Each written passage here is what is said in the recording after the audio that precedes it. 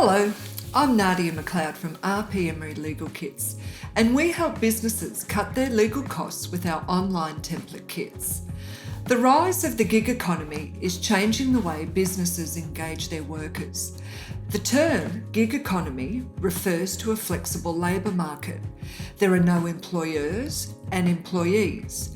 Instead, independent contractors are engaged on a task-by-task basis with no guarantee of ongoing work. Gig work offers a great alternative to a standard 9-to-5 routine. You are probably already familiar with companies that embrace this new working model. Gig work is most common in the food delivery industry. It is used by digital platforms such as Uber or MenuLog to pair workers with specific tasks.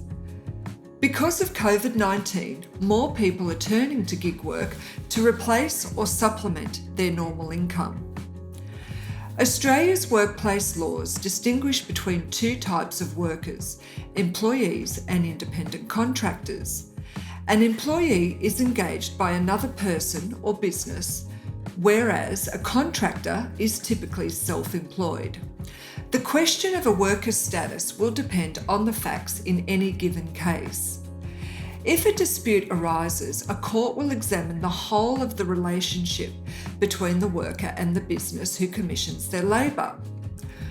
Working arrangements between gig workers and digital platforms do not fit neatly within either category.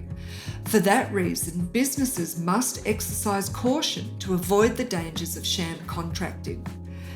Sham contracting occurs when an employer disguises an employee as an independent contractor. These arrangements are normally set up by employers to cut costs and avoid responsibility for employee entitlements. Businesses should be aware that the consequences of creating a sham contract can be severe.